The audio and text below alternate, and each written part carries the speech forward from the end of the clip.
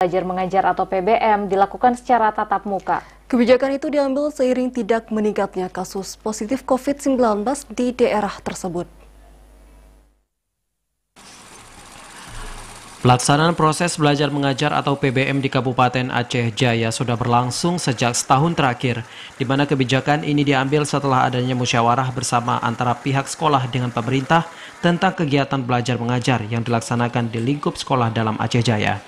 Selain itu, kebijakan proses belajar mengajar dengan tatap muka juga dikarenakan adanya permintaan dari wali murid di sekolah masing-masing.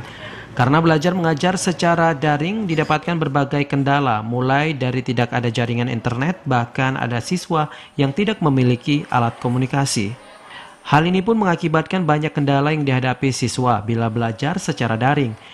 Maka pemerintah setempat membuat kebijakan untuk PBM dilaksanakan secara luring atau tatap muka dengan tetap menerapkan protokol kesehatan pencegahan COVID-19.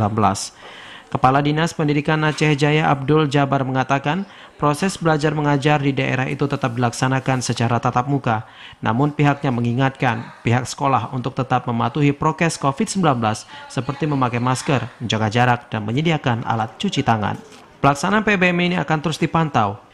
Jika ada sekolah yang melanggar, maka sekolah itu akan dihentikan PBM secara tatap muka dan dilanjutkan dengan daring. Jadi oleh karena itu kita akan melaksanakan kemauan masyarakat atau wali murid dengan melaksanakan ketentuan prokes yang ketat, yaitu menjaga jumlah siswa dalam suatu ruangan tidak lebih dari 18 siswa dengan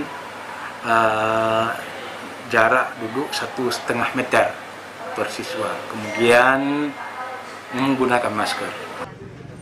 Terkait kebijakan PBM secara tatap muka, pihak Dinas Pendidikan terus melakukan pemantauan dan evaluasi, baik dilakukan oleh dinas sendiri maupun oleh Satgas COVID-19 Kabupaten untuk melakukan monitoring terkait penerapan prokes di sekolah. Dan jika sekolah itu tidak memperhatikan prokes pencegahan COVID-19, maka sekolah itu akan dihentikan PBM secara tatap muka karena tidak mengindahkan kebijakan yang telah ditetapkan bersama. Dari Aceh Jaya, Musliadi, TVRI melaporkan.